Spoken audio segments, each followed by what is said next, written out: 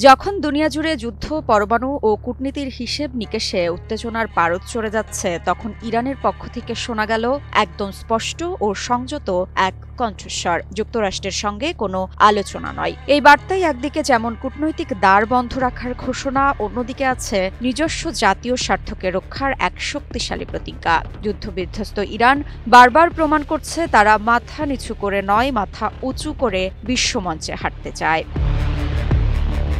২১ জুলাই এক সংবাদ সম্মেলনে ইরানের পররাষ্ট্র মন্ত্রণালয়ের মুখপাত্র ইসমাইল বাকাই জানিয়েছেন, যুক্তরাষ্ট্রের সঙ্গে কোনো আলোচনার পরিকল্পনা নেই। এই বক্তব্য শুধু কোনো দ্বিপাক্ষিক বৈঠক বাতিলের ঘোষণা নয়, এটি পশ্চিমা প্রভাব ও হুমকির বিরুদ্ধে ইরানের এক আত্মবিশ্বাসী অবস্থান। তবে বাকাই একই সঙ্গে এটাও জানান, ইরান কূটনীতিকে একটি সুযোগ হিসেবে দেখে যদি তা জাতীয় স্বার্থের পক্ষে যায়, অর্থাৎ একেবারেই বন্ধ নয়, কিন্তু সে দরজা খুলবে কেবল তখনই যখন ইরানের মর্যাদা ও স্বার্থ সুরক্ষিত থাকবে। যুক্তরাষ্ট্রের দিক থেকে মুখ ফিরিয়ে নিলেও ইউরোপীয় ত্রয়ী অর্থাৎ যুক্তরাজ্য, ফ্রান্স ও জার্মানির সঙ্গে আলোচনার পথ খোলা রেখেছে তেহরান। আগামী ২৫ জুলাই শুক্রবার তুরস্কের ইস্তাম্বুলে অনুষ্ঠিত হতে যাচ্ছে এই উচ্চ পর্যায়ের বৈঠক। আলোচনার কেন্দ্রবিন্দু ইরানের পারমাণবিক কর্মসূচি। এই আলোচনায় ইরানের পক্ষে নেতৃত্ব দেবেন উপ-পররাষ্ট্রমন্ত্রী মাজিদ তাখস রাভানচি এবং কাজেম ঘারিবাবাদি। এর মধ্য দিয়ে ইরান হয়তো দেখাতে চায় যুক্তরাষ্ট্র না হলেও তারা আন্তর্জাতিক কূটনৈতিক অঙ্গনে নিজেদের কথায় বলবে নিজেদের নিয়মে।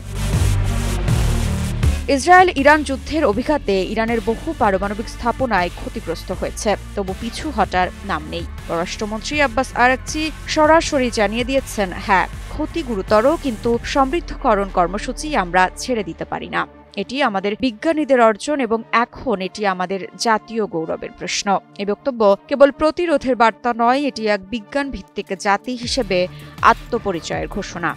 যুদ্ধের ধ্বংসস্তূপের মাঝেও তারা জানিয়ে দিচ্ছে, বিজ্ঞান ও আত্মমর্যাদার পতাকা নিচে নামানো হবে না। ইরানের এই অবস্থান দুই দিক থেকেই বার্তা দেয়। প্রথমত, যুক্তরাষ্ট্রের প্রতি অস্বীকৃতি, যেখানে ইরান বুঝিয়ে দিচ্ছে আলোচনার নামে হুমকি আর বরদাস্ত নয়। দ্বিতীয়ত, ইউরোপের প্রতি ইতিবাচক ইঙ্গিত, যেখান থেকে সম্ভবত কিছু কূটনৈতিক অর্জন বা নিষেধাজ্ঞা লাঘবের আশাও করা হচ্ছে। তবে সবচেয়ে গুরুত্বপূর্ণ হল, ইরান এখন কেবল প্রতিক্রিয়াশীল নয়, বরং নীতি নির্ধারক ভূমিকা নিতে চাইছে। নিজেদের কণ্ঠ, কূটনীতি ও কর্মসূচির নিয়ন্ত্রণ অন্যের হাতে দিতে চায় না। বসুন্ধরা টিস্যু, অশুদ্ধতার বিরুদ্ধে এক বিন্দুও ছাড় নয়।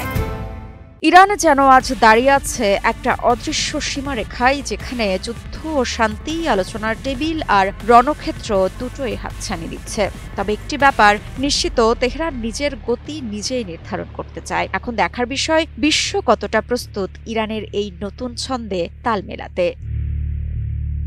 ঋত্বিকা সিনহা বিশ্বাস, নিউজ 24।